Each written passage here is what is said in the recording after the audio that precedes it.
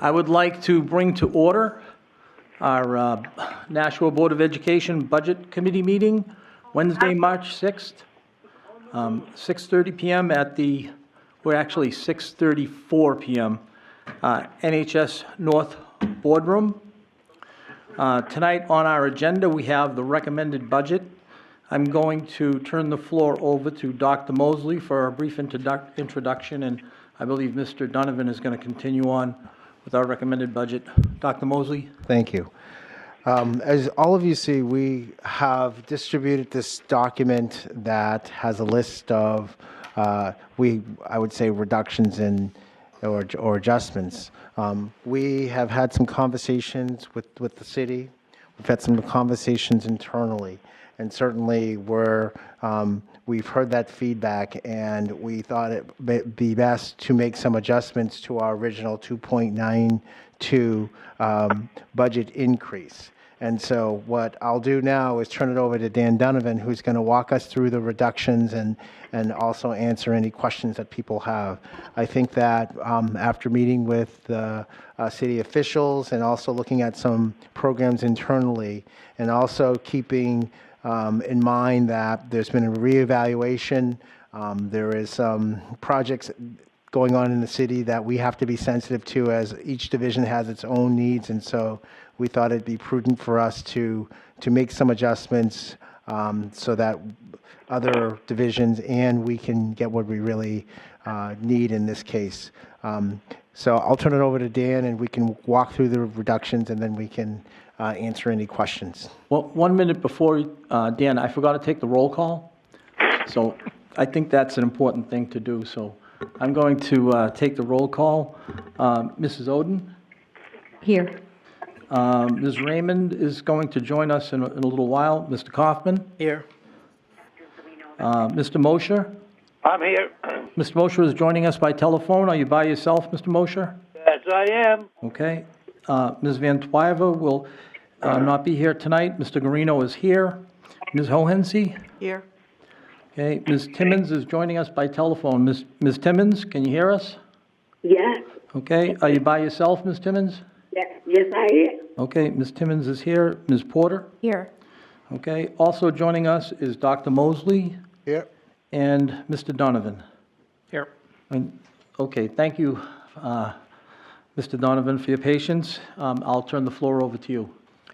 Okay, before I run through the one-page spreadsheet with the suggested changes, I also handed out a few items in the package that you can put in your book.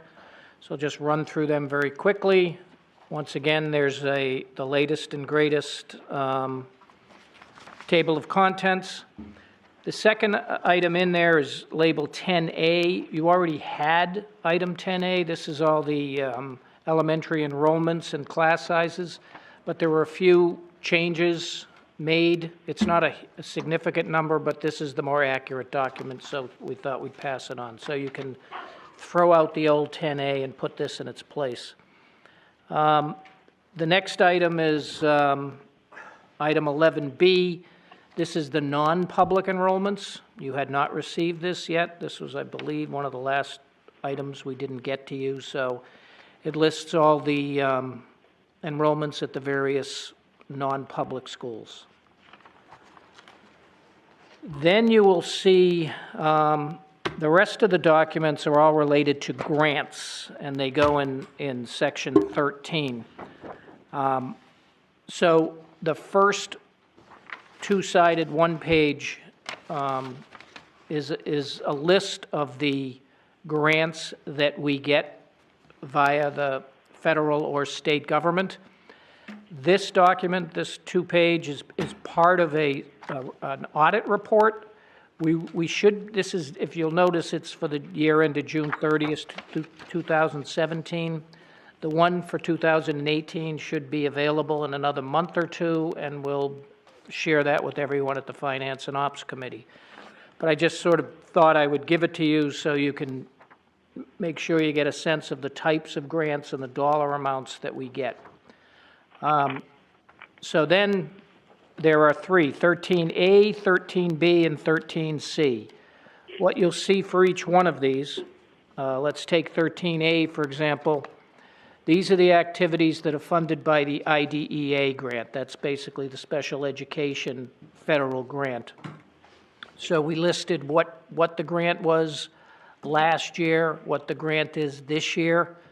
To be honest with you, it says fiscal 19 and 20. It really should see fiscal 18 and fiscal 19, because we don't have the grant for fiscal 20 yet. So those two columns are, if you want to make a note of that. But you can see basically the total budgeted amount that we get for IDEA for last year was $2,894,000. For this year, $2,947,000.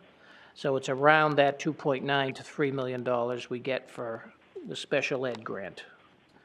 And then behind that is a list of what they're spending that money on. And I think if you take a quick look, you'll notice most of it's for salary and benefits when you look at the summary page. And then there's the same document for the Perkins grant. That's the grant the CTE program uses. More around the $350,000 amount we get each year. And that'll show you what we're spending on that grant. The other one listed here is the Title III grant, which is sort of the ELL grant. That's about $200,000 a year that we get.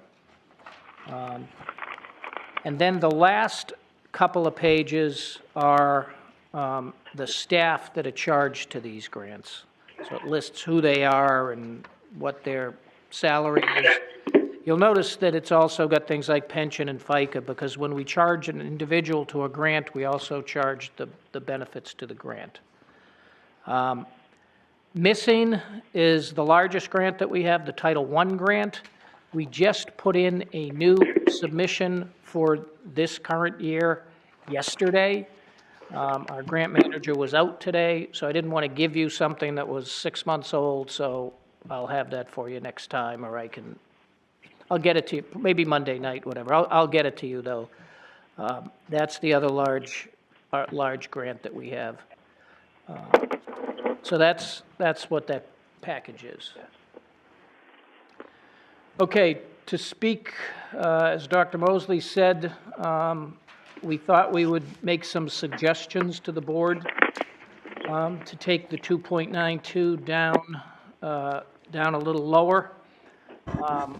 So on the sheet, you'll notice there's the first 4 items are all related to the middle school alternative program that we discussed when we rolled the budget out initially.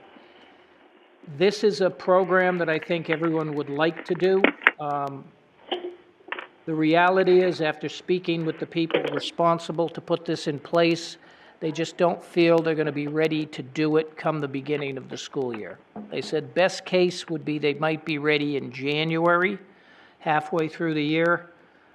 So after discussing with them and looking in our budget, they agreed that they would probably be in a much better place. Make that bigger. Yeah, it's not a PowerPoint, though. I don't know how much bigger I can make it. Let me see.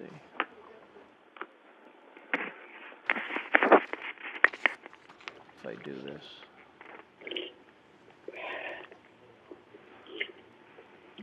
Let me try this. How about that?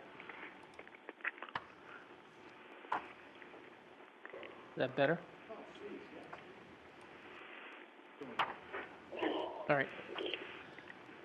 Okay, so the first 4 items, the 100,000, the 15, the 50, and the 20, these were all related to that middle school alternative program for non-identified students.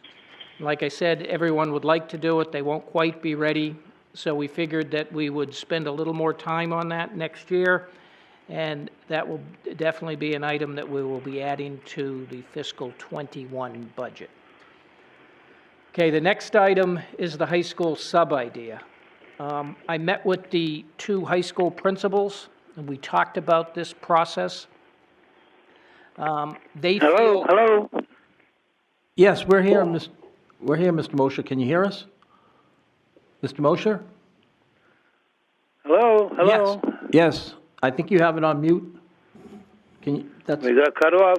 no, we didn't. Did you hit the mute button? Oh, I think he did. Okay.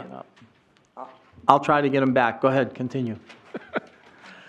Okay, so the high school sub-idea, meeting with the two high school principals. For this to work, most of the teachers are going to probably need to have their documents and their training materials and their plans on Google Docs. Some of the teachers, according to the principals, are quite far ahead with that. They could move ahead and do this program right away, but there's a number of them that aren't. So they felt that with a little more Google Docs training and some more time getting those teachers that aren't quite there yet ready, that they think that they'd like to try the program, but once again, they probably wouldn't be ready to do that at the beginning of next year for sure, maybe sometime late in the year, but I think if we're going to do it, we should do it to start the year. So we've suggested that we remove that item at this point. Summer school. This was an item I had put in because we hadn't had all our summer school meetings yet. We've had a couple of meetings since. It looks as though we're in good shape when it comes to this coming summer for summer school. So based on everything that I know right now, I don't think we need to increase the budget by the 20,000. We have some other grant funds that we're able to use. Can't guarantee you'll get them every year, but we should have them for this summer. So that's okay. All right, the next item is the Assistant Director of HR. We think we can probably defer that hire for another year. The next item, para-educators for kindergarten. In the budget, we had put in 8 paras for kindergarten. And I think if you looked at the sheet we had in the book, the idea was to get a half a para-educator in every kindergarten program. But to do that, since we have odd numbers of kindergarten programs, places, it's kind of tricky. This 4 will get us so that they have at least a half in all the even schools. And basically, so it brings 4 of them in this year, and then we figure the following year we try to bring in the other 4. So it's just more of a phased-in approach. The communications director, currently that position is a 0.5. The budget had it in as a 1.0. That's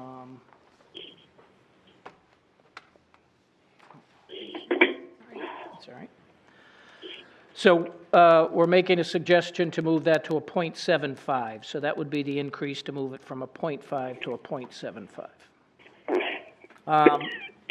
The next item, we had in the budget a grant writer at a cost of $75,000.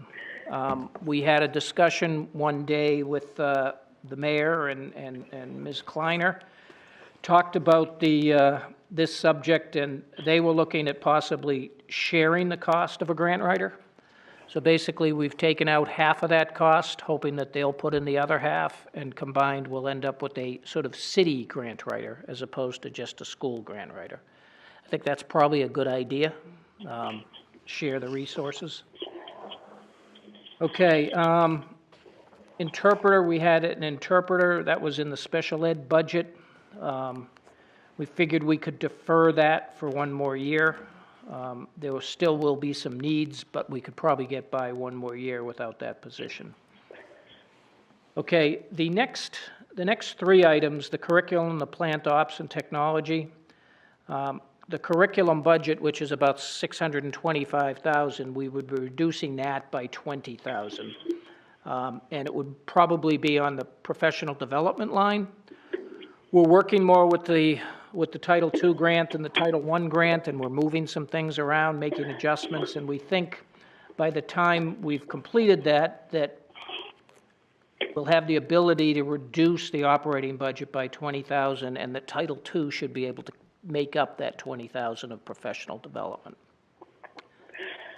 And then the next one is plan operations. There is an increase in the budget, a fairly significant increase in the budget for plan operations supplies and some equipment. But we haven't increased plan operations in a long time. Cost of things have gone up. So this would reduce an increase in the budget. So it's not reducing the plan operations, Sean Smith's budget, it's just reducing what we gave him for an increase.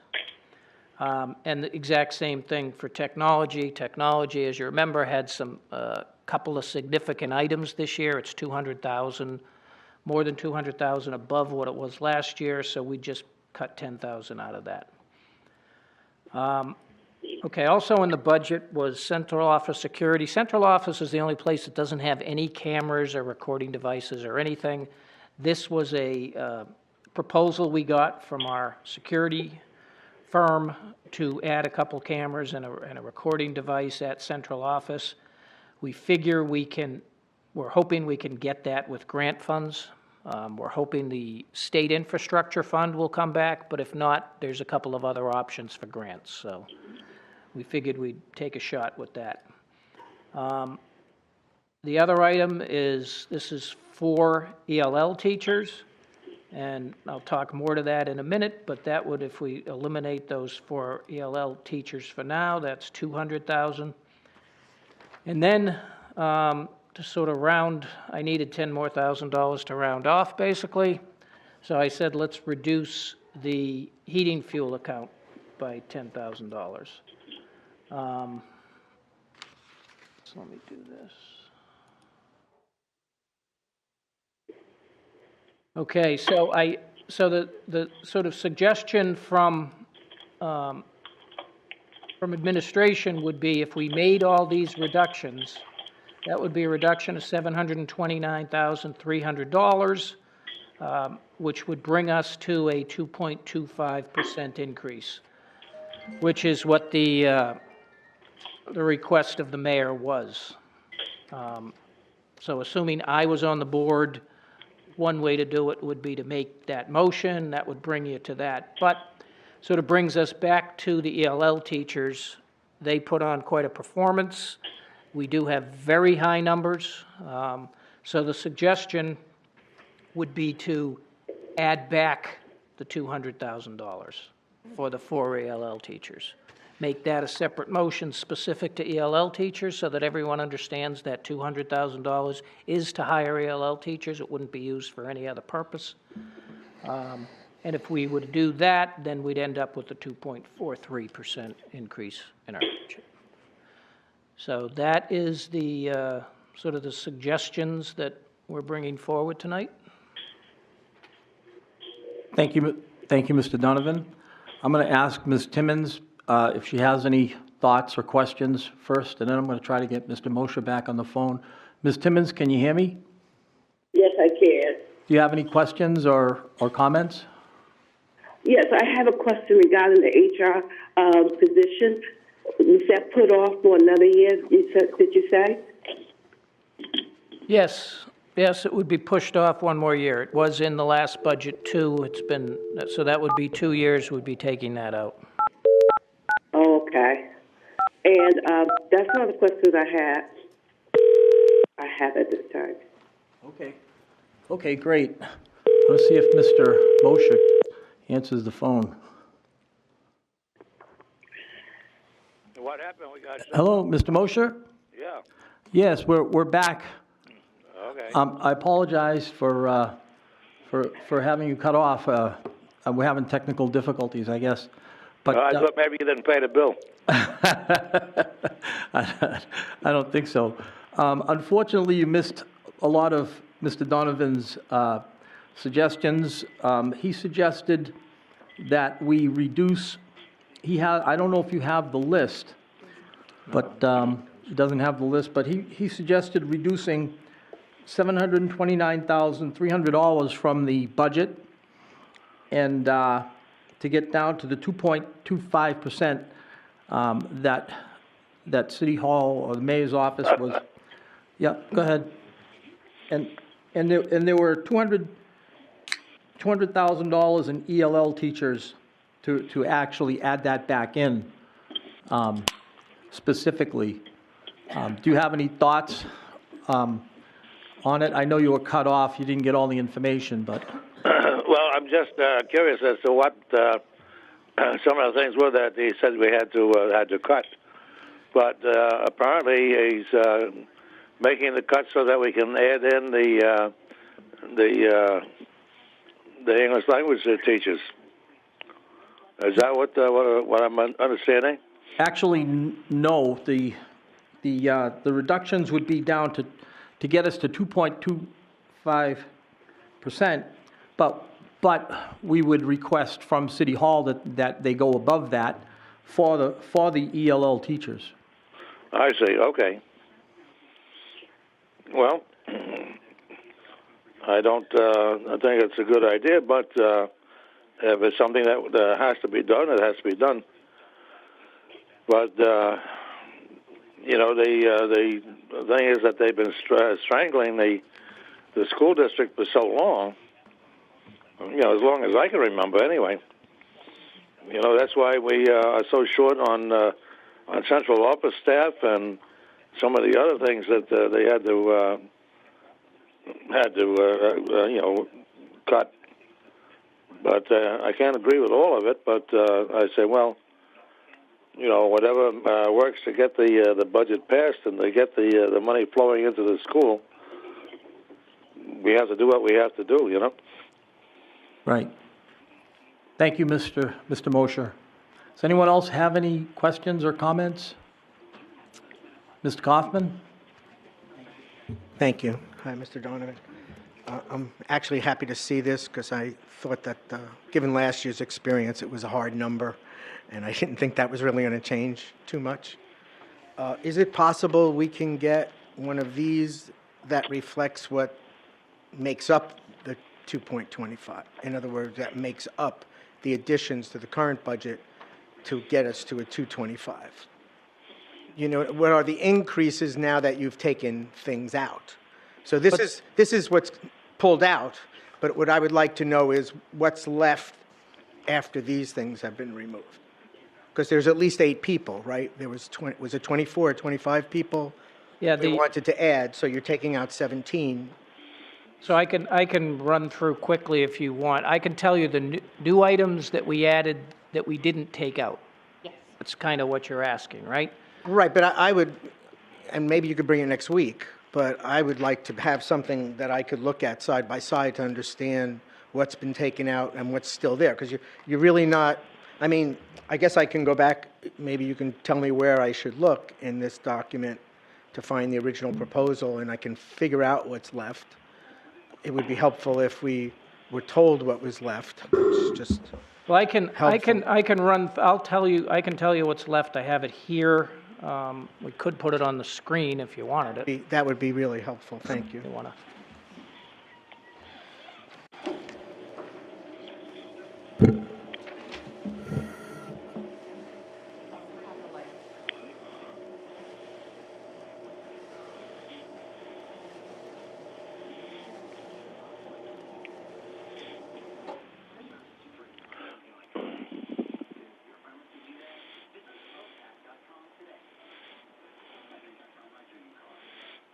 Turn maybe one of the lights back up.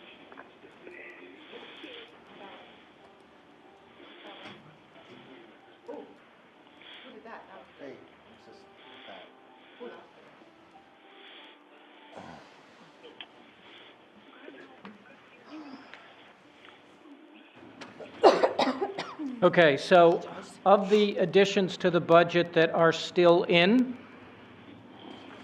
the $10,000 for the board, New Hampshire School Board Association, that is in. The out-of-district tuition fix, which we really, really, really need, that's in there. That's, in my opinion, one of the best things about this budget, because we're fixing our big problem.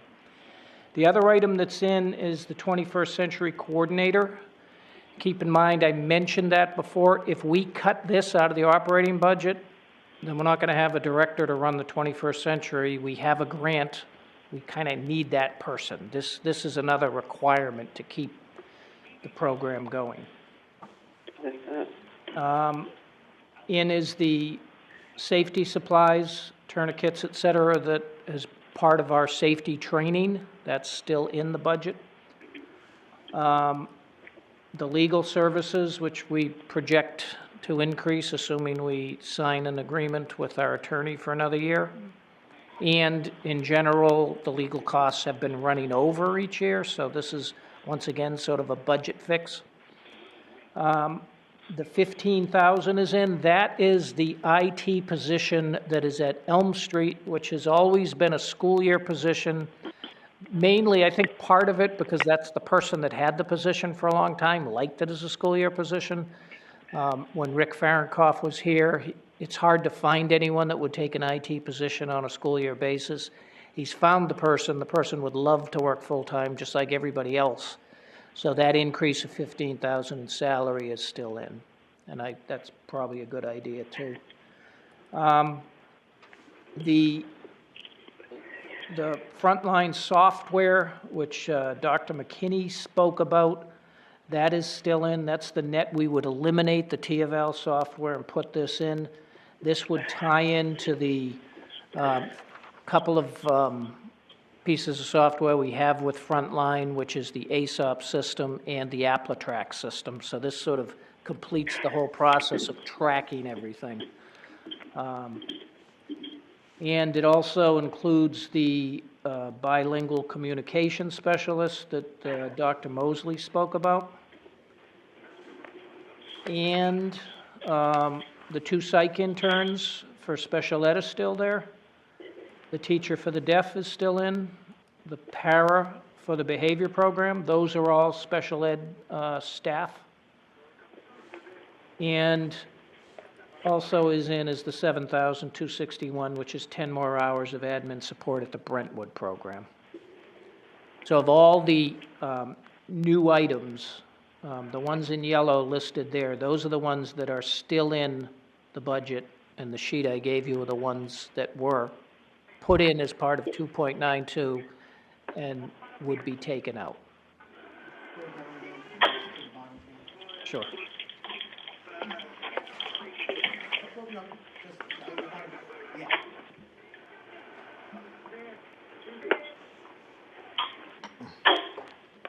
Excuse me, Mr. Thank you, Mr. Donovan. Go ahead, Dr. Mosley. Just to clarify, Dan, did we also preserve that position to, remember we talked a little bit about the out-of-district coordinator, to explore those endeavors with other partners? I didn't know if you highlighted that or not.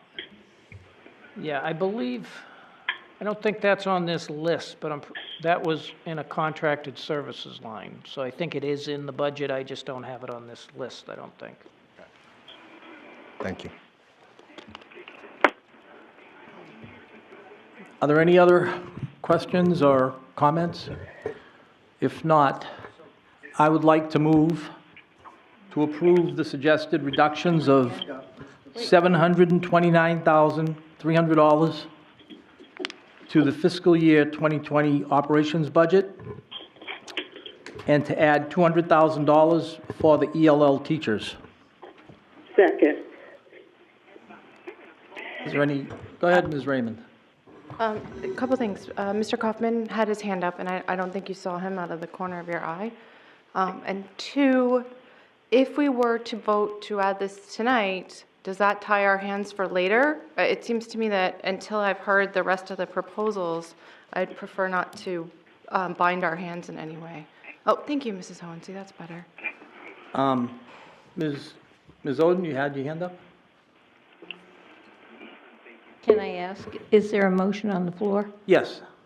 Did it get seconded? Yes. Yeah, okay. No, at this point. I have a motion that I want to make, so I'll wait and see if I can make it. Okay. Okay, Ms. Hohensie? Thank you. I'd like to split the motion. I move to split the motion in two. That way we vote on the first side, the first side of the page, and then the second. So they're two separate motions. I guess I need a second. I'll second that for the purpose of discussion. Go ahead, Ms. Raymond. So to clarify, the splitting would be one to accept the 2.25, and then the second one would be for the paras? Yeah. If For I the may- ELL I'm teachers. sorry, the ELL teachers. I misspoke. Yes, if I follow up, I just want to have the cut as one motion, Okay. and then the adding the 200,000 as a separate motion. Okay. That way, everybody has flexibility when they're voting.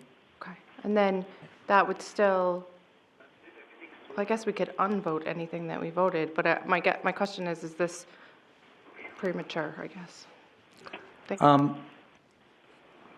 Mrs. Oden, can I ask you what, about your motion? Did you not support this, or you wanted something different?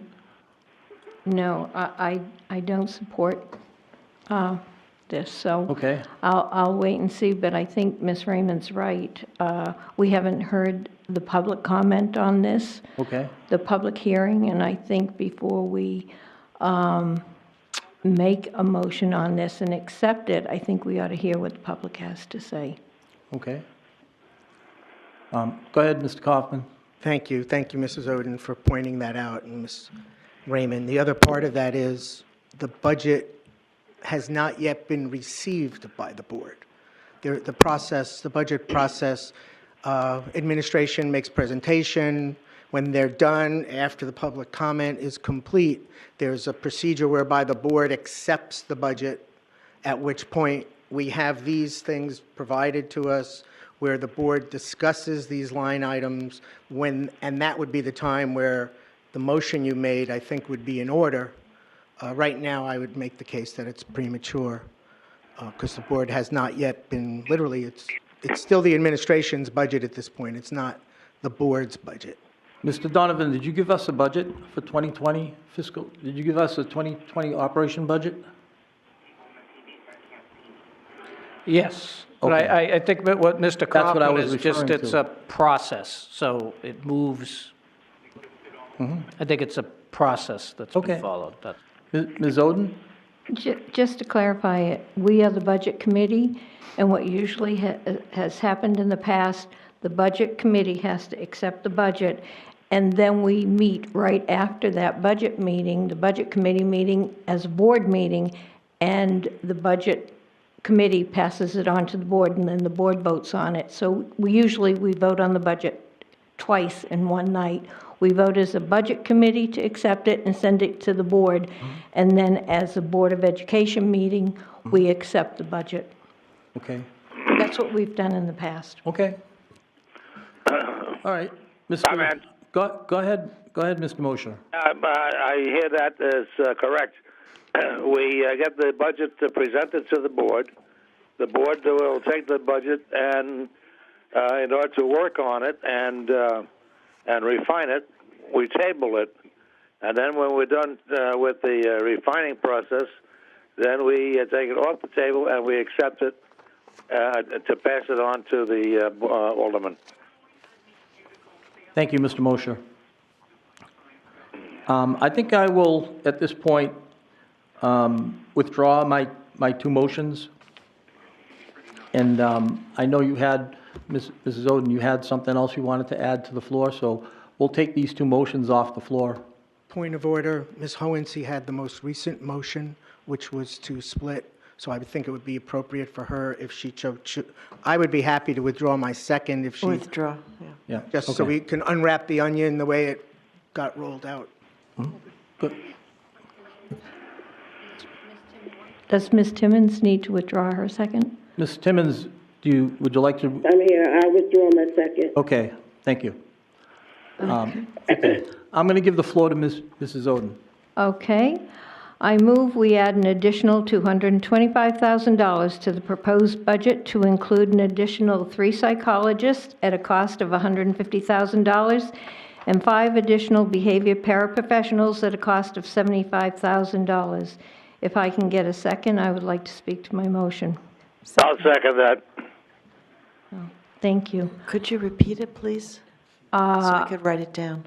I would like to add $225,000 to the proposed budget to include an additional 3 psychologists at a cost of $150,000 and 5 additional behavior paraprofessionals at a cost of $75,000.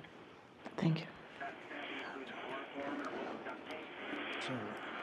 How many, there was 5 psych? 5, there's one in the budget that Dr. Mosley submitted, so that would make 6 paras to work And with 6, each of those. 5 psychologists for how much was that? 100? 3 psychologists at $225,000, well, no, at $150,000. 150, and then there was, The total is $225,000.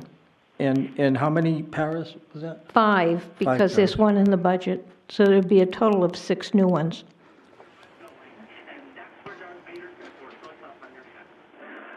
And that was seconded by Mr. Mosher. No. Yes. Yes. Yes. Okay. Is there any comment on? Can on I, the motion? can I Yes, speak go- to my motion? Go ahead, go ahead. Okay. At the February 6th budget meeting, a highly respected special ed director,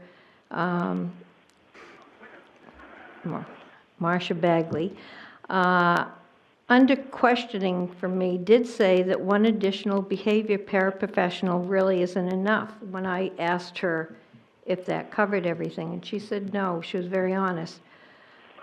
Well, when I hear that a school with many students in crisis has a psychologist only 1 day a week, and the majority of the time is spent testing and evaluating students, and having little to no time to do counseling, then that school needs more support. When I hear that a lockdown is needed in elementary school because 2 students cannot be stopped running wild through the hallways and the police have to be called, it tells me we have a very serious problem. We need help. When a student jumps on a desk in the office and is out of control and destroying the office, this is a major problem. We need help. When I'm told that police are called almost weekly to one of our elementary schools, that's unacceptable. We need help. We have students in crisis that are in regular ed classrooms who need more support than they are receiving. This has a huge impact on students and the staff in that classroom. We need help. When I'm told by multiple teachers that paras, teachers, and sometimes administrators have to run out of the building to bring a child back to the building, we need help. We need help to keep these children safe and ensure all our students are safe, and that we are not disrupting the classroom by leaving children that need more help in the classroom. And I have, with this, a request from administration for more information. So that, let me just read a couple comments for people that didn't listen to Ms. Bagley. When I said, teachers are telling me the last 2 or 3 years they've seen a change in the behavior of students. And I asked her, I said, I see where you're asking for one para. Do you need more for these traumatized kids? And she said, one really isn't enough, but they couldn't ask for more. We have, I had a para say to me, I'm not trained for this, and I was telling her that. She said, we have some training coming up. She said, all of us need more training to handle some of these students. She said, these are not the students, these problems are not the problems we went to school and learned about. We all need more education here. She said, what I would say, none of us have been trained to deal with what we're seeing in our classrooms daily. The opioid crisis is hitting hard, and the students that we see now are not the students that went we went to school to teach.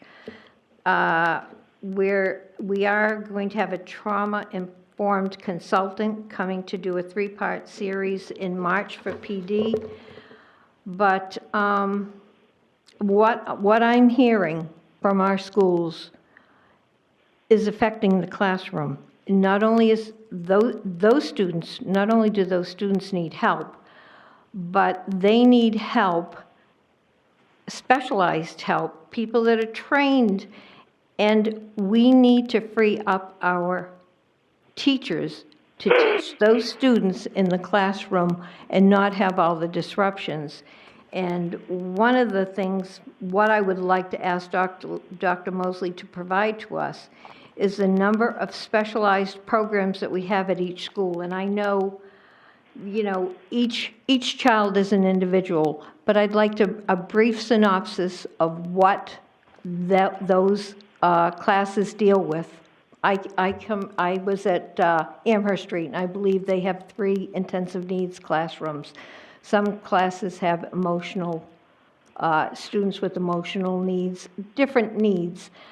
And I'd like to know how many slots there are for students in each of those programs and how many of those slots are filled. What I'm looking for is, do we have enough spaces to handle the students that are being left in these regular ed classrooms that are having great difficulty and creating a lot of problems? So that's where I'm at. Thank you, Mrs. Oden. Is there any other comments or questions on the motion? Mr. Kaufman? Yes, I'd like to follow on what Mrs. Oden was saying. Mrs. Oden made a comment that we have weekly calls to the police at some of our, was that elementary schools? I had not heard about that before, and that's very disturbing to me. What's also disturbing is that this board, when asked to find out more about behavior at our schools, rejected having a meeting and a discussion to that end. So I'm not prepared to support this unless I feel as though I've been fully briefed on what exactly is the current state of affairs in terms, see, when I think of behavior problems, quite frankly, I think of the high school. Less than to the middle school and elementary is like off the radar. For me, when I think about behavior problems, and the data tends to support that we've seen. So to hear that the police are being called, that really bothers me. So I am not going to support this at this time until I have more information. And I'm asking for a discussion about behavior at all 3 levels. Before I would have been happy with the high school, but now I need to know what's going on in the elementary schools. Thank you. So at this time, I might consider it later after complete information is available. At this time, I will vote no. Thank you, Mr. Kaufman. Any other questions? Ms. Raymond? I think I have 2 things. One, I don't think you can get 3 psychologists for $150,000. Psychologists get paid significantly more than that. You perhaps could get 2 at that number, but maybe not. I mean, psychologists are people who have PhDs or PsyDs, and that's a significant number of years of college. That's pretty expensive. Someone's shaking their head at me, but I would assume so. Well, but they're in the teacher contract. Oh, so they get with the oh, okay. Yes. Wow. That's unfortunate. The other thing that I have is I still am hesitant to support motions to add or subtract items from the budget until after we have a public hearing. I agree that this is important. I just feel that it perhaps tonight is not the night, and maybe I'm wrong on that, but so that's it. Okay, I got a comment. Sure, go ahead, Mr. Mosher. You know, I agree with Mrs. Oden that there is an undercurrent in all of the elementary schools of this kind of erratic behavior that we are experiencing. And I agree that we should do something about it. However, I think that this is premature now to put these things back into the budget when we can do this after we have the budget on our table, and at that time we can kind of massage it and put the items necessary into the budget at that time, and then we can arrange the thing so that we can be more or less assured that when it does go up to the aldermen, that they will see the need and the necessity and approve it. Thank you.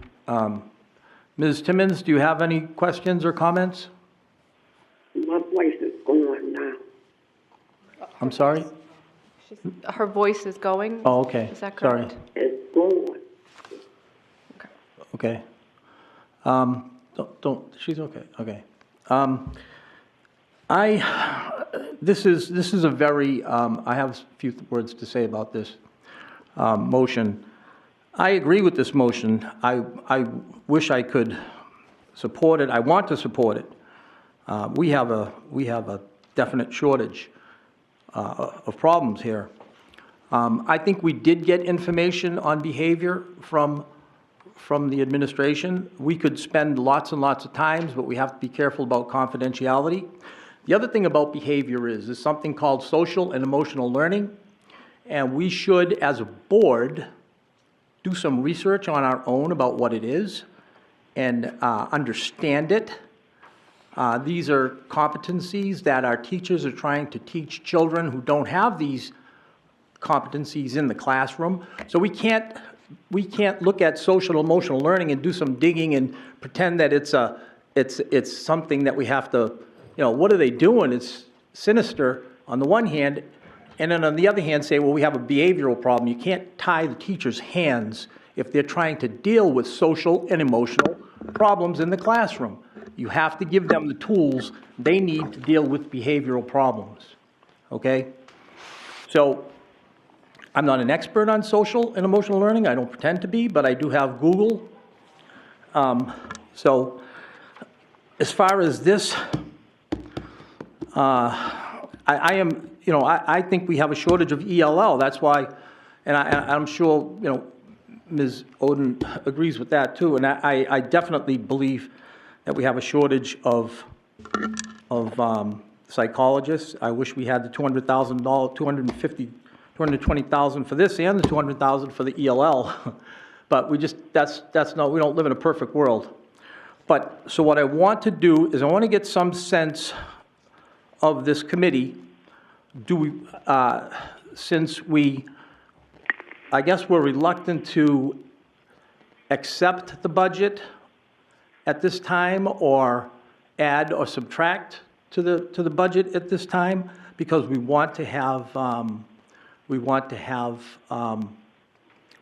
public input. So I guess we have to keep that in mind.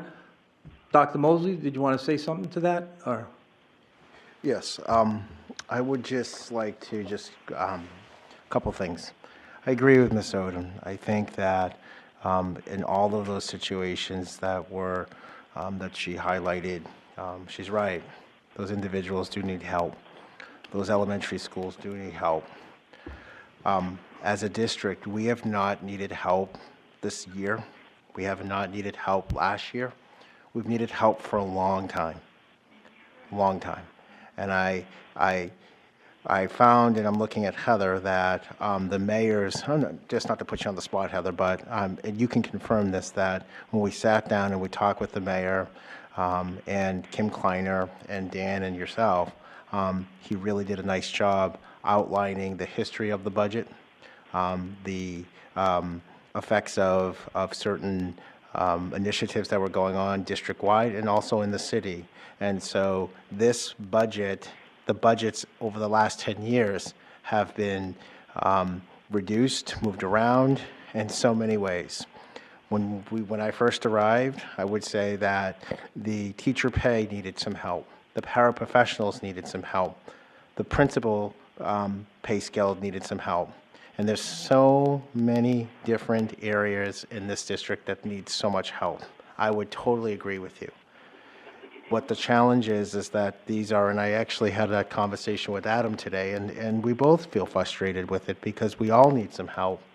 But the way that this is, where there are some limitations in a way where at 2.25, That's where we're at right now. But I think we're in a better spot than when we were 3 or 4 years ago. What we're not highlighting and what we're not talking about is that I'm glad that it's just Adam in this audience right now. And I say that because one of the things that has been helpful with the mayor and with this board is that no one's losing their job. There's no reductions we're making to anyone's job, and when we've made some reductions, that we're proposing positions. We're also saying that this is the first time in a long time that the teachers know, and the principals, and the paraprofessionals know that they're going north. And what I mean by going north is that they're going to be receiving pay increases, and that's something that has not happened in such a long time. And for that, I commend this board, and I commend the mayor's office, I commend the taxpayers. So we needed help in that. This is not easy work because I cannot argue. Maybe I would agree with Heather in a sense that I don't think we're going to get 3 psychologists for $150,000. The person we're probably looking at, it's, ish. I agree with. I would say we need 4, 5. We need, and at one point this district had that amount probably, but I would say the person is probably about $78,000, if not more. And paraprofessionals, absolutely. I would even go so far to say that we need some more support around our full-day kindergarten, around para support. But one of the things that's the most challenging part about this whole process is actually prioritizing what we can do and what is feasible for this year. And so whatever we put in at whatever price, and this is the board's budget per se, it's no longer the superintendent's budget, it's your budget. Ultimately, something has to come out. And whatever comes out is going to affect another area in the district that needs help. What we look at, the data in terms of the data we got back from the strategic plan, the area that has needed so much help in so many ways over the years that continues to plague this district in our budget is our out-of-district cost. That alone, we need so much help. So I don't disagree with anyone that comes before us and says paraprofessionals at the high school level, our assistant principals doing 504s. At elementary schools, we have teachers who are dealing with behaviors. At our elementary schools, we also have assistant principals working part-time in some of our schools. So at some point, I would say that we can select any grade level and say that there's been some level of stress and survival. However, one of the things what's tasked of this board and this administration is certainly prioritizing what is feasible and what we can feasibly get accomplished this year with a 2.25. Thank you. Okay, I just want to say this before 1 minute. I just want to say that right now we have a question before this committee. The question is a motion by Mrs. Oden. The other question that I would like to put to the committee is that what do you want to do? Do you want to put off accepting the budget until after the public has been heard? Do you want to pass this motion? These are the questions before the committee, so I think we should focus on that. Mr. Kaufman, you had your hand up? Well, I didn't realize we still had a motion. I will call the question then. And then I'd like to be able to speak. I have a motion to make. Okay. On calling the question, Mrs. Oden, Yes. Ms. Raymond, Yes. Mr. Kaufman, Yes? Mr. Mosher, Yes. Mr. Guarino says yes. Ms. Hohensie, Yes. Ms. Timmons, Yes. Ms. Porter? Yes. Okay, motion carries to call the question. So we're going to vote on the motion. I'm going to read the motion again just to make sure I have it correct. Mrs. Oden moved to add $225,000 to the proposed budget, and that would assume Mr. Donovan's budget, the administration budget that they proposed, to include 3 psychologists for $150,000 and 5 para for $75,000. Is that- Behavior paras, Behavior paras, okay. at a cost of 75. Okay, so on the motion, Mrs. Oden, Yes. Ms. Raymond, No. Mr. Kaufman, No. Mr. Mosher. I'm sorry, say it again? The motion was made by Mrs. Oden and seconded by you she moved to add $225,000 to proposed budget to include 3 psychologists and 5 behavior paras for $75,000. Yes. Mr. Guarino votes yes. Ms. Hohensie, No. Ms. Timmons, Yes. Ms. Porter. Yes. I have 1, 2, 3, 4, 5 yeses, 1, 2, 3 noes. Motion carries. Okay, Mr. Kaufman. Thank you. I move to defer changes to the budget until after public comment is received. Second. Now, is that Mr. Donovan's budget, the proposed, Right now, we haven't received the budget, right? So- Is it the modified one, or is it the original one? I mean, I don't know. that's up to you because you're making the motion. No, So I'm what sta- budget are you talking about? The board has not, that's a good question, because the confusion for me right now is Mr. Donovan's comment here says initial version. So to me, that means the original version that was given to us when we started our deliberations. Tonight was a discussion of what we could do with our budget should we decide to go with the mayor's recommendation of 2.25. But that has not been given to us as a replacement. I didn't hear it described as a replacement. No, I think that would have to be a motion, which the motion was brought up and then deferred. So the way I understand it now is the 112,546 is the 2.92, the original budget. The board just voted to increase that by 225,000. So as of right now, your budget is a 3.12% increase. Now, then it's up to you which way you... All right, keep in mind that this is the proposed budget. This has not been accepted by the board for further alterations. Right, okay. That's- So... if I may continue? Yes, go ahead. Tell us what your motion is, please. It's very clear. I move to defer changes to the budget until after the public comment is received. You're We talking have- about the proposed budget that Mr. Donovan had proposed, that the administration has proposed, correct? Right now, the only proposal we've received to the board, the process that Mr. Donovan was speaking to, which I tried to allude to earlier, is one where all the presentations in the past, and Mr. Donovan, please correct me, in the past, presentations are made by the administration, we get public input, and as Mr. Mosher said, we then accept that budget, whatever that budget is, at which point the board has a prerogative to make changes to it, to modify it as it sees fit, and votes on, at which point the committee will come up with a number, and as Mrs. Oden suggested, the board will eventually approve that and send that on to the alderman. So there is that process. So right now, I'm only thinking of the original version because that's what my book is, right? That's what I received here. So, but for clarification, we shouldn't be making changes just yet. And I think Mrs. Raymond's point, and even Mrs. Oden said it herself, we should wait until the public has weighed in. Now, there may only be one person, 3 people. That's what we had last year.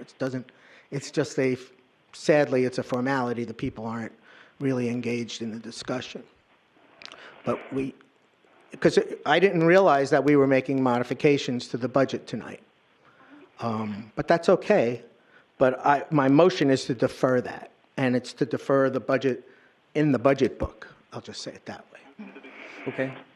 So when you say that, it sounds to me like you're referring to the proposed administration budget. That's the budget that you're referring to? That's Okay. all we have right now. Okay. Second. Okay, and Ms. Raymond seconded. Now, go ahead, Ms. Oden. This isn't in final until we vote on it as a budget committee to accept it and send it on. In the past, from my memory, this is exactly what the board did. They made changes during deliberation to change things in the budget, whether they want to add things or eliminate things. So I don't see a problem there. I think if we make changes, it goes to the public and they comment and we come back and then finalize it. So I don't see a problem making any changes at this point. I think that's what we've done in the past. Comment. Go ahead, Mr. Mosher. Yes, you're absolutely correct. But we can add to it and take away from it as the proposed budget. Now, after the public hearing, then we get we have to accept the proposed budget as the board budget. Then we can make definitive changes before we send it up to the aldermen. The definitive changes will be things that will affect the bottom line. And we want to make sure that the bottom line is something that is going to be accepted by the aldermen. It comes within the parameters that have been set forth. So, whatever we do now is perfectly okay. It's, no matter what, it's still only a proposed budget. Thank you, Mr. Mosher. Ms. Timmons, did you have any comments or questions? I do have a question. I don't know if you can hear me. Sure. Really. That proposal that Dottie just made about adding the psychiatrist. Can you hear me? I don't know if you can hear me because I can't speak any louder. Can you hear me? Yes. Okay, good. Okay. Does that eliminate the fact that we would get less ELL instructors? I'm kind of confused there. No. Well, Well, go ahead, Ms. Raymond. it very well could. We haven't gotten to that point. So, I mean, at some point, we have to decide as a group, are we going to be manipulating a 2.29 budget? Are we going to be manipulating a 2.43 budget? Or are we going to be manipulating a 2.25 budget? And then kind of work up and down from there. Because the administration has given us some options for places to start. Now, we could decide as a group, which we kind of are, that we're starting from the highest budget, the 2.29, and then manipulating it. We may, as a group, decide that we should start with the lowest budget and manipulate it up and down from there. I don't know, but for me, that question ought to be answered first before we start adding and subtracting things. And I don't recall last year us really being successful in doing that, and so I'd like to be more successful this year. I'd also like to be a little bit more pragmatic with what we send over, because I'd like to not have to come back in June and scramble to make changes. I'd like to advance the best we can do this year for our people. So. Mrs. Oden? I had said it when Ms. Bagley was here. I think we need to let people know what we need. We keep taking 2.25 or 2.5 or whatever we get, and we're not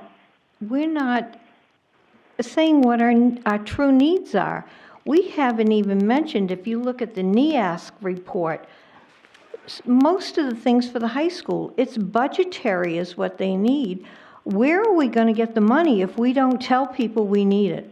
And that's where I'm coming from. I have done this enough that, yeah, we keep meeting what they tell us, but what they tell us is not meeting our needs, and we're falling further and further behind. And what I'm seeing and what I'm hearing, we have a critical need that affects a great majority of our students. We have And I think Ms. Bagley said it. We have a minority of students that have severe problems, and they're struggling, learning how to deal with it. You know, and a lot of it has to do with the opioid crisis. She said, we have safe stations for the adults that have problems with the opioid crisis. We don't have anything for our kids. This is something that the city has. Our ELL, the city really needs to support that. We're a welcoming city, and that's where a lot of these people are coming here because they feel welcomed, they feel supported, and I think that's positive. But if we don't tell people what our needs are, they're thinking we're getting most of what we need, and we're not. And we haven't for a long time. Dr. Mosley was right. These problems have been here for a long time. They've gotten worse. It's more widespread, and the opioid crisis has added to it. So I just think we ought to send it down and say, hey, look, these are our true needs. If we don't get it, we don't get it, but at least we asked. Thank you, Mrs. Oden. So we have a motion on the floor, and I just wanted to talk about that motion. I believe that if this motion does pass, that Mrs. Oden's motion had passed before it, so that one change will stand. And so I believe that it... Go ahead, Mr. Kaufman, then I would Dr. agree. Mosley. I Okay. mean, I absolutely would agree. That would be there, and it would be something that could be further discussed and/or discussed, approved, or withdrawn later on by board action. But yes, it's on the list. It's already, it preceded this other motion. Dr. Mosley, did you want to say something? I just wanted to get back to Ms. Raymond's point, and I think it's a very valid point. This is, at this point, the board is kind of starting to have those discussions, which are very healthy. But just understand, and just for us to be clear, are you working from the options that we talked about tonight, or are we still working from the 2.9? So for the purpose of this discussion, we'll just keep adding it to the 2.9.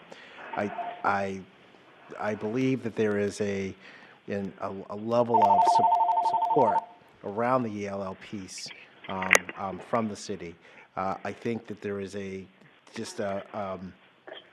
well, I'll just leave it at that. So please continue on with the discussion. Thank you. Hello? Yes, Ms. Timmons? Hello? Yes, we can hear you. Oh, I thought I got cut off. That's all. Okay, no problem. Sorry. Okay, so we have a motion on the floor. Are there any other comments or questions? Is the committee ready to vote on this motion? I'll read it. Oh, go ahead, Ms. Raymond. Just to clarify, this motion means that we are not going to continue to add or subtract things until after we've heard public comments, yes? Yes, I was going to read it, right? Okay. And then we'll get along with the other attachments that were provided to us tonight? Okay. What other attachments? I don't know, this whole pile of stuff. Oh, he did that before you came. Oh, okay. Never Okay. mind then. So, He just told us what was in the packet. Mr. Kaufman moved to defer changes to the administration proposed budget until after public input. Public Okay. comment is received. Until what I public said. comment is received. Okay, public comment is received, It's Is next next week. week. which is next week. Okay, Okay, I just, next week. Okay. On the motion, Mrs. Oden? Sorry, yes. I'm sorry, is that a Yes. yes? Okay, Ms. Raymond? Yes. Mr. Kaufman? Yes. Mr. Mosher? Yes.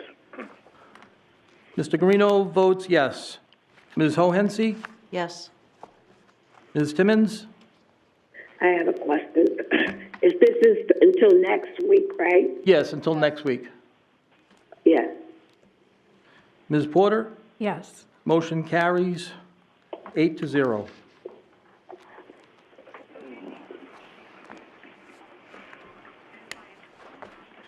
Okay, go ahead, Mr. Kaufman.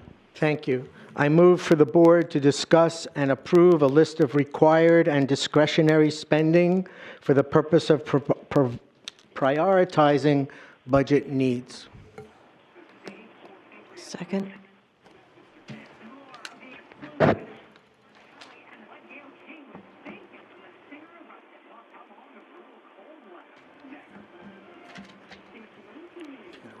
Okay. Okay.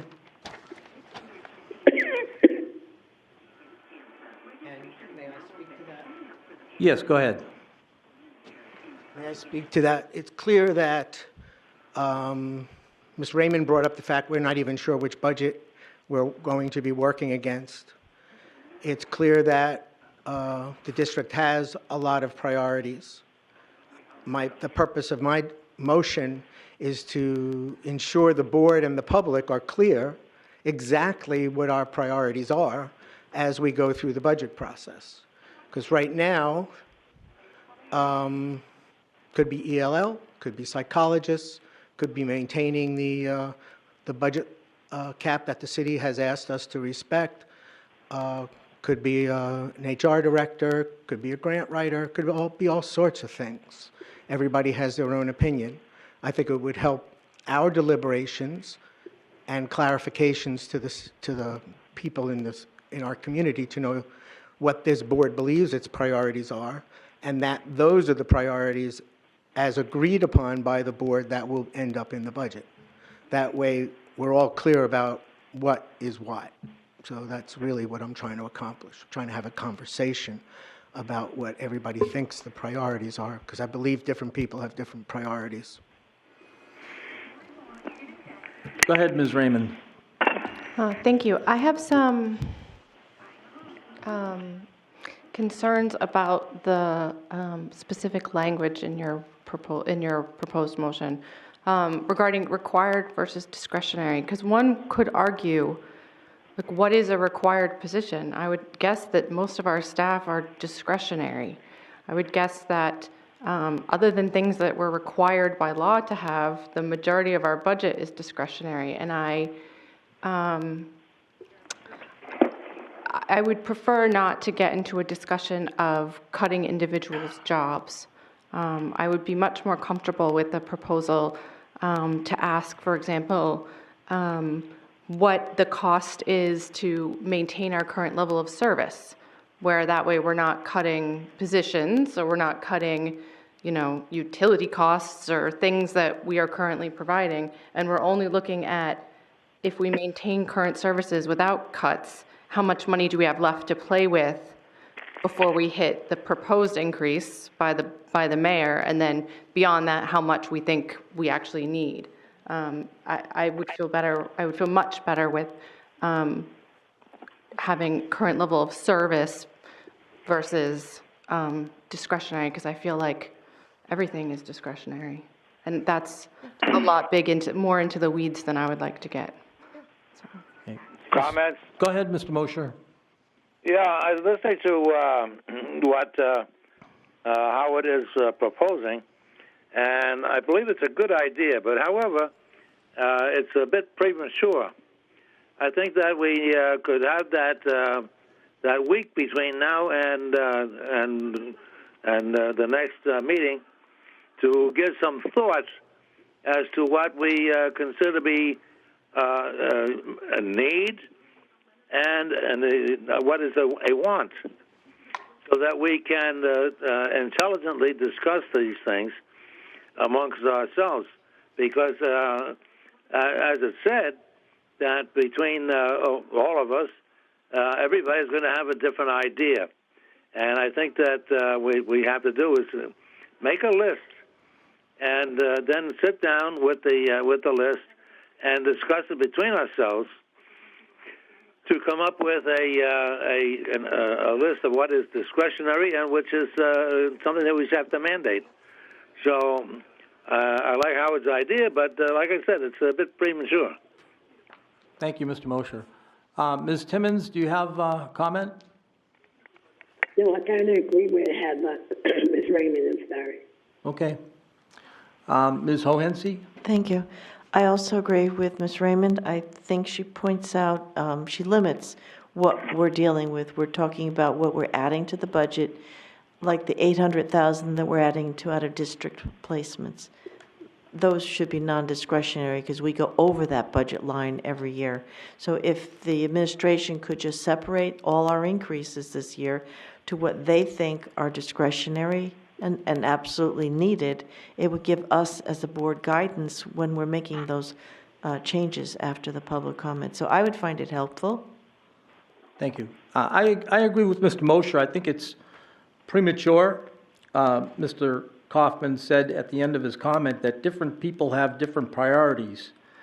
And I agree with that. Different people have, on this board, have different priorities. And if we were to sit here and lock people in, lock the board in on what is required and what is discretionary, first of all, as Ms. Raymond said, there's a problem with those with those words, using those words, because sometimes what you think is discretionary we really need is required, and what you think is discretionary might not be discretionary. So I don't think I'm going to support this. I think that, as Mr. Moshe said, once we hear from the public, each of us are going to bring our priorities to the budget, and we'll work those out, and we'll get a consensus on those. So plus I think we're going to have a really long, drawn-out discussion on the terms discretionary and required, and that just is, like Ms. Raymond said, we're going into the weeds with that. So I like the term priorities, that we can bring our priorities to the table, we can make our arguments why this is a priority, using fact, using reason, and then we can agree upon things and come to a consensus. So I'm not going to support this. Ms. Porter. Okay, I think that the discussion has evolved from Mr. Kaufman's original motion with Ms. Raymond's proposed change of language. It's kind of the same spirit of things. And I think that if we're going with maintaining and then seeing what's added, I think that that's a really helpful way to proceed. And it also kind of goes with Dr. Mosley's idea of not having cuts, like bringing stability to the district. And if we go about the budget process trying to maintain what we already have, what does that cost, and then look at what our priorities are for what we can add, I think that that's an easy way for the public to understand. It's an easy way for us to understand, and I think that that would be very helpful. So I don't know if the motion, I don't know where that goes with the motion as stands. Okay, Mr. Kaufman? So I can appreciate the comments that have been made, and I would certainly be willing to accept an amendment that would convey the points Ms. Porter brought forward and Ms. Raymond brought forward. Actually, I was waiting for one of you guys to just amend my motion. You didn't, so I just let the conversation go. Are we, then does the board, what does the committee want to do? Want to amend? Do we want to vote on it, or? So we could amend it. Okay, all right. So Would you like to move to amend? I would, thank you. So do we need a second on that? That's what you'd start off Okay, by I move saying. to amend so that we change the language to be to, I don't even remember what you said, Mr. Kaufman. I gave Mr. Guarino the text that I wrote, so I don't have it in front of me either. Okay. Hey, the motion, I'll read the motion, is for the board to discuss and approve a list of required and discretionary spending for the purpose of prioritizing budget needs. Okay, so this is a big amendment because it's kind of changed. So to, Can I maybe help?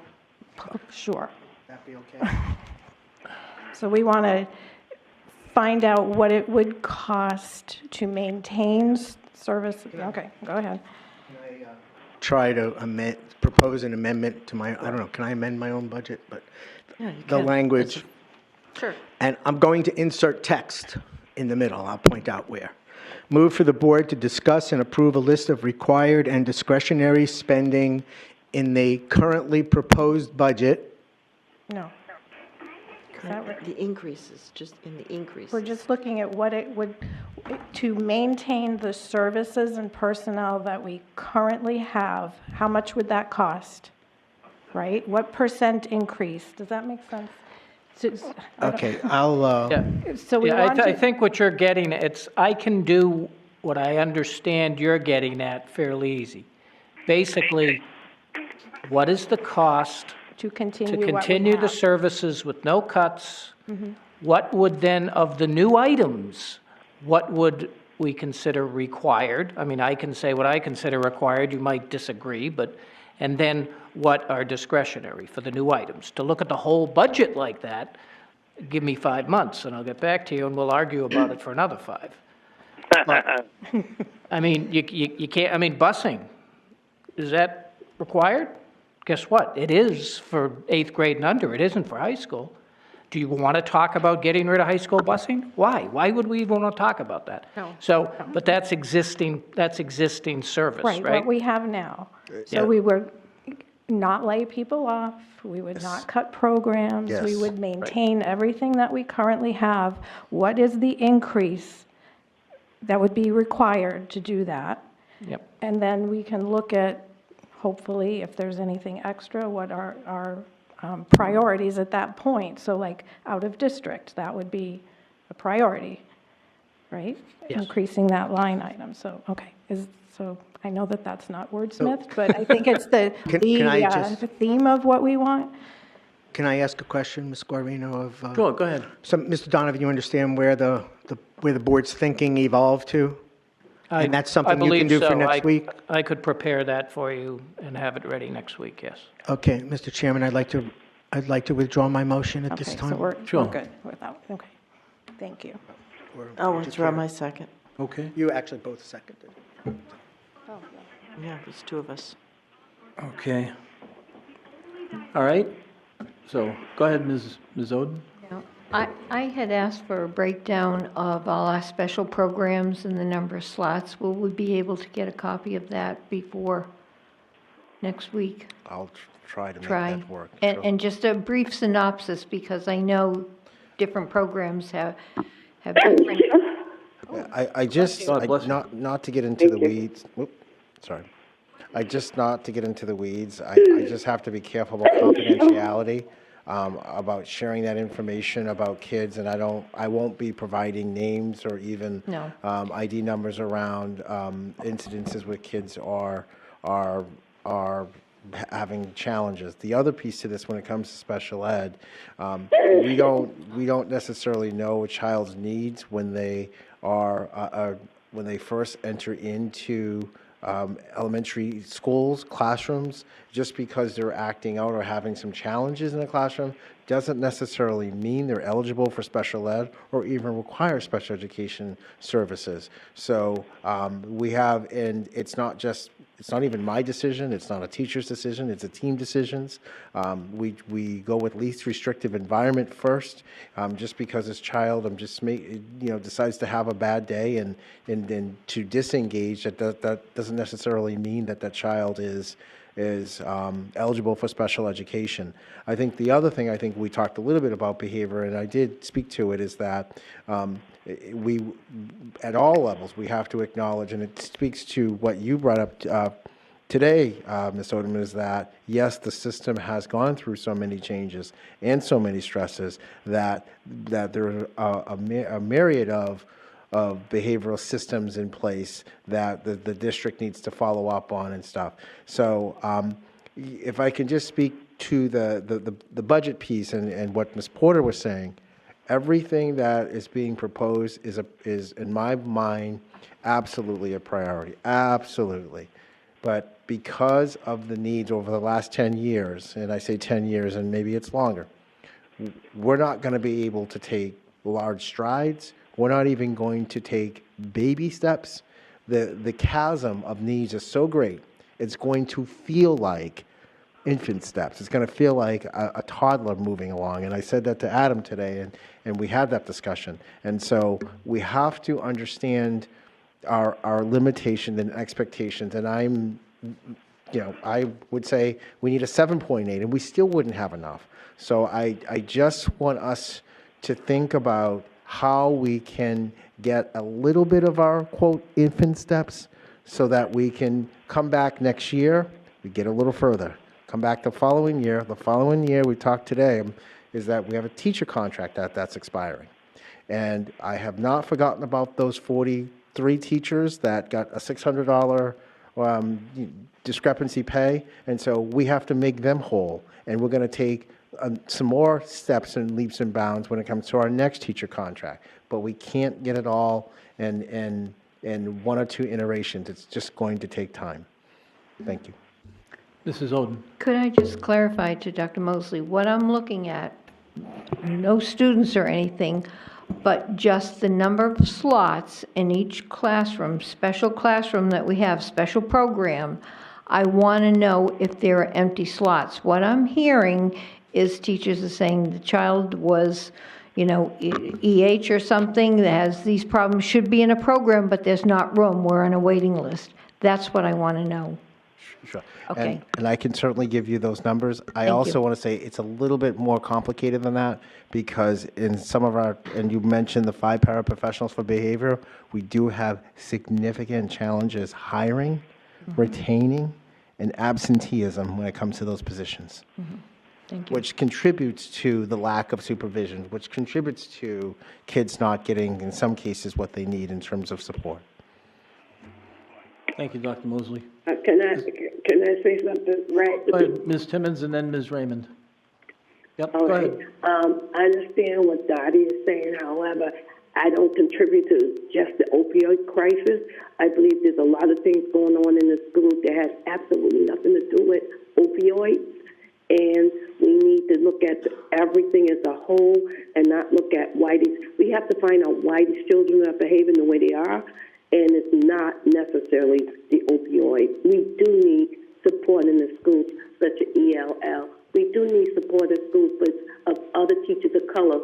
There is a lot of things going on in the school. You just tackle one piece, and then you leave all these rest of the pieces out. And that's annoying, because there's a lot of things that's happening around the school, in the school, that has a lot to do with our children, and you're not addressing those issues. So the issue is not just opioids. The issue is why and how do we fix that problem before we go throwing in all these other psychiatrists and stuff, and they may not be needed. They may need more ELL, more parents, more support that way. That's my take on it, is that I think that is a bigger issue than just the opioid crisis.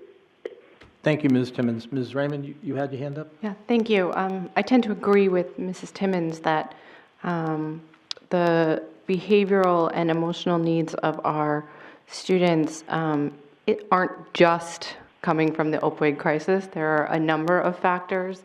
There's trauma, there's home life, there's special education needs, there's a whole range of issues that are facing kids today. And so whatever we do needs to be dynamic and taking those things into consideration. I also just wanted to say regarding the behavioral paraprofessionals, that's the hardest job. And I completely understand the level of burnout that can happen when you are in a hands-on, really emotionally, physically, and intellectually challenging position all day. It's extremely difficult, and I just want to give a shout out to the people who do that. Please stay with us, because we really need and appreciate you.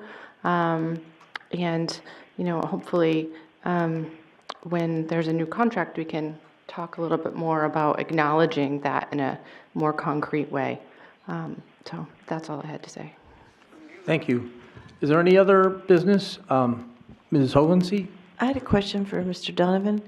I don't know if you know it off the top of your head, but on page 11A, they've got a list of 326 pre-K students for the past year.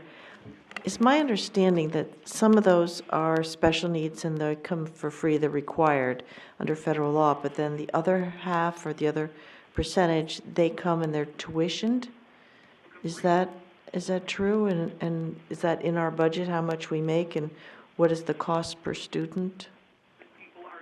The pre-K students are all special needs except for a program that we have at the high school. And that's in a special revenue fund. It's not in here. It's not funded. It's funded by parents paying tuition. Right. But most all of the pre-K students are all special ed students. Oh. If I may follow up, I believe back when Superintendent Conrad was here, he said that he tried to mainstream it so that he had special ed and regular students. I thought maybe the dynamics of the numbers are different now, but I thought he tried to. That might be the Play Pal program, where they mix the special needs with some typical students. But for the most part, our pre-K in all these different elementary schools are just special ed at the moment. Most of them, Okay. right? Isn't it? I could be wrong, but I was under the impression there's a pre-K at Mount Pleasant, and they are half and half, I believe, right? Is that right, Adam? Maybe not exactly 50-50, but it's a mix. It's a mix. I don't think they're exclusively special ed students. I can only... But I guess to clarify, this pre-K special ed students are in the operating budget. Any other child that's pre-K that doesn't pays to go to the program. Right. Okay. And But how much? those funds are not in the operating budget. It's a Right. special revenue fund. And that special revenue would go to the city, not to our budget? No, it's in our, but it's in a special revenue fund budget, a separate budget from this operating budget. For the pre-K? Just for it's to operate that program? And it's a half-day program? I believe it's 4 days. I think the students are there 4 days a week, and the teachers work 5 days, but it's Okay. half a day. Do you know what they charge? Is there, I don't know off the top of my head. I'd have to find that out. okay, I'd appreciate that, thank you. Okay. What I'd like to do now, if there's no other business before the board, I'd like to invite anyone in the public if they have a question or comment. I don't see anybody, unless Mr. Marcoux, no? Okay, all right. In that case, I would like to entertain a motion to adjourn, unless anyone else has any. Move to adjourn? Okay, second? Okay. On the motion to adjourn, Mrs. Oden, Yes. Ms. Raymond, Yes. Mr. Kaufman, Yes. Mr. Mosher, Yes. Mr. Guarino votes yes, Ms. Hohensee, Yes. Ms. Timmons, Yes. Ms. Porter. Yes. We are adjourned at 8:06 PM. Thank you very much, Mr. Mosher. Thank you. Have a great night.